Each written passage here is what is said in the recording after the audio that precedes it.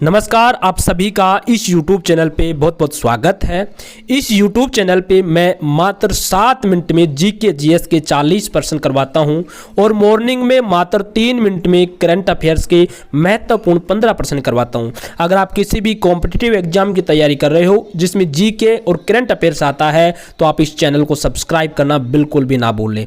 आज की जो क्लास होगी वो होगी फिजिक्स के महत्वपूर्ण प्रश्न जो रेलवे एग्जाम में ज़्यादातर पूछे जाते हैं। ये सभी क्वेश्चन प्रीवियस ईयर एग्जाम में आए हुए क्वेश्चन होंगे। आज की क्लास का पहला क्वेश्चन, मनुष्य को ध्वनि कंपन की अनुभूति किस आवर्ती सीमा में होती है? इसका करेक्ट ऑप्शन डी है, 20 से 20,000 हर्ट्ज के मध्य उसको ध्वनि कंपन की अनुभूति होगी। प्रश्न नंबर 2, काले वस्त्रों के मुकाबले श्वेत वस्त्र शीतल क्यों होते हैं? इसका करेक्ट ऑप्शन बी है, उनके पास जो भी प्रकाश पहुंचता है उसे परावर्तित कर देते हैं। प्रश्न नंबर 3, निम्नलिखित में कौन सा सर्वोत्तम विद्युत का चालक है? इसका करेक्ट ऑप्शन डी है, चांदी। प्रश्न नंबर 4, परमाणु के नाभिक में होते हैं। इसका करेक्ट ऑप्शन ए है, प्रोटॉन व न्यूट्रॉन। यहाँ पे प्रोटीन गलत लिखा गया है, प्रोटॉन आएगा। प्रश्न नंबर 5, पायरोमीटर किसके मापन में प्रयोग किया जाता है? इसका करेक्ट ऑप्शन सी है, उच्च ताप को मापने के लिए। प्रश्न नंबर 6, प्रकाश वर्ष का मात्रक है, यानी प्रकाश वर्ष किसका मात्रक है? इसका करेक्ट ऑप्शन सी है, दूरी का मात्रक है। प्रश्न नंबर 7, एक तालाब के तल पर रखा हुआ एक पत्थर उच्च बिंदु पर रखा हुआ प्रतीत होता है, जहां ये वास्तव में किसके कारण होता है? इसका करेक्ट ऑप्शन डी है, प्रकाश का अपवर्तन के कारण। प्रश्न नंबर 8, प्रत्यावर्ती धारा को दिष्ट धारा में किसके द्वारा बदला जाता है? इसका करेक्ट ऑप्शन बी है, रेक्टिफायर के द्वारा बदला जाता है। प्रश्न नंबर 9, एक भारी नाभिक के हल्के नाभिक में टूटने की प्रक्रिया को क्या कहते हैं? इसका करेक्ट ऑप्शन बी है, नाभिकीय विखंडन। प्रश्न नंबर 10, वायु में ध्वनि की चाल 332 मीटर पर सेकंड होती है। यदि दाब बढ़ाकर दुगना कर दिया जाए तो ध्वनि की चाल क्या होगी? इसका करेक्ट ऑप्शन बी है, 332 मीटर पर सेकंड होगी, क्योंकि दाब बढ़ाने से इस पर कोई प्रभाव नहीं पड़ेगा। प्रश्न नंबर 11, प्रकाश के चिकने पृष्ठ से टकराकर वापस लौटने की घटना को क्या कहते हैं? इसका करेक्ट ऑप्शन बी है, प्रकाश का परावर्तन। प्रश्न नंबर 12, दूरदृष्टि निवारण के लिए काम में लेते हैं। इसका करेक्ट ऑप्शन बी है, उत्तल लेंस काम में लेते हैं। प्रश्न नंबर 13, वायु की आर्द्रता को मापने के लिए कौन सा यंत्र प्रयोग में लाया जाता है? इसका करेक्ट ऑप्शन ए है, हाइग्रोमीटर प्रयोग में लाया जाता है। प्रश्न नंबर 14, हाइड्रोजन बम आधारित है। इसका करेक्ट ऑप्शन ए है, नाभिकीय संलयन पर हाइड्रोजन बम आधारित है।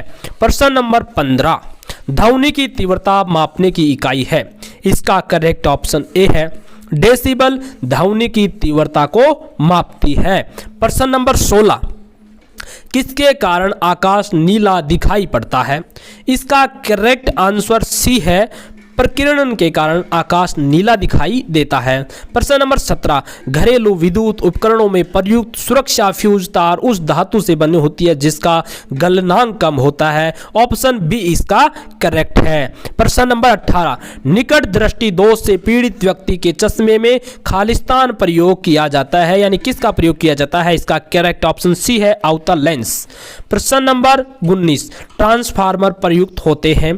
ट्रांसफार्मर ऑप्शन सी करेक्ट होगा, एसी वोल्टेज का उच्चाई और अपचाई करने के लिए प्रयोग होते हैं। प्रश्न नंबर 20, वर्षा की बूंदों की गोलाकार आकृति का कारण क्या है? इसका कारण है पृष्ठ तनाव। ऑप्शन नंबर बी इसका करेक्ट है। प्रश्न नंबर 21, दूरबीन का आविष्कार किसने किया था? इसका करेक्ट ऑप्शन ए है, गैलीलियो ने दूरबीन का आविष्कार किया था। प्रश्न नंबर 22, निम्न में किस एक में ध्वनि की चाल सबसे तेज होगी? इसका करेक्ट ऑप्शन सी है, लकड़ी में ध्वनि की चाल सबसे तेज होगी। प्रश्न नंबर 23, हमें वास्तविक सूर्योदय से कुछ मिनट पूर्व ही सूर्य दिखाई देने का कारण क्या है? इसका करेक्ट ऑप्शन ए है, प्रकाश का अपवर्तन है। प्रश्न नंबर 24, कार्य का मात्रक क्या है? इसका करेक्ट ऑप्शन ए है, जूल कार्य का मात्रक है।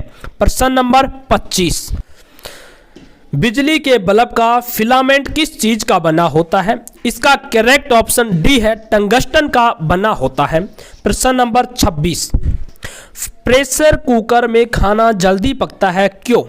इसका कारण है सी, अधिक दाब के कारण पानी का क्वथनांक बढ़ जाता है। प्रश्न नंबर 27, ध्वनि नहीं गुजर सकती है, किसमें नहीं गुजर सकती है? ध्वनि निर्वात से नहीं गुजर सकती है। ध्वनि को गुजरने के लिए माध्यम की आवश्यकता होती है। प्रश्न नंबर 28, भूकंप की तीव्रता का मापन किसके द्वारा किया जाता है? इसका करेक्ट ऑप्शन ए है, रिएक्टर पैमाने के द्वारा भूकंप की तीव्रता को मापा जाता है। प्रश्न नंबर 29, डायनेमो एक मशीन है जिसका काम है, इसका करेक्ट ऑप्शन डी है, यांत्रिक ऊर्जा को विद्युत ऊर्जा में परिवर्तन करना। प्रश्न नंबर 30, फेदोमीटर का उपयोग किसे मापने में किया जाता है? इसका करेक्ट ऑप्शन सी है, समुद्र की गहराई को मापने में फेदोमीटर का प्रयोग किया जाता है। प्रश्न नंबर 31, न्यूट्रॉन की खोज किसने की थी? इसका करेक्ट ऑप्शन सी है, चैडविक ने न्यूट्रॉन की खोज की थी। प्रश्न नंबर 32, नाभिक के रिएक्टरों में ऊर्जा उत्पन्न होती है, इसका करेक्ट ऑप्शन सी है, नियंत्रित विखंडन द्वारा। प्रश्न नंबर 33, खाना पकाने के बर्तनों में नीचे का बाहरी हिस्सा काला क्यों छोड़ा जाता है? इसका करेक्ट ऑप्शन डी है, काली सतह उष्मा की अच्छी अवशोषक होती है।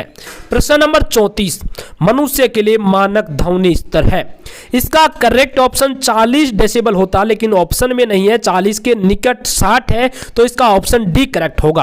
प्रश्न नंबर 35, इलेक्ट्रिक करंट का यूनिट निम्न में कौन सा है? इसका करेक्ट ऑप्शन डी है, एम्पियर है। प्रश्न नंबर 36, भिन्न भिन्न द्रव्यमान के दो पत्थरों को एक भवन के शिखर से एक साथ गिराया जाता है, तो इसका करेक्ट ऑप्शन होगा बी, बड़ा पत्थर जमीन पर पहले पहुंचता है। प्रश्न नंबर 37, पानी में डूबी हुई एक छड़ किस संवर्ती के कारण मुड़ी हुई प्रतीत होती है? इसका करेक्ट ऑप्शन सी है, प्रकाश के अपवर्तन के कारण। प्रश्न नंबर 38, निम्न में अस्थायी कण है, इसका करेक्ट ऑप्शन बी है, न्यूट्रॉन एक अस्थायी कण है। प्रश्न नंबर 39, डॉपलर प्रभाव संबंधित है, इसका करेक्ट ऑप्शन ए है, ध्वनि से डॉपलर प्रभाव संबंधित है। प्रश्न नंबर 40, एक दांत चिकित्सक द्वारा रोगी के दांतों की जांच करने के लिए प्रयुक्त होने वाला दर्पण, यानी दांतों को बड़ा साइज में दिखाने के लिए कौन से दर्पण का प्रयोग करते हैं?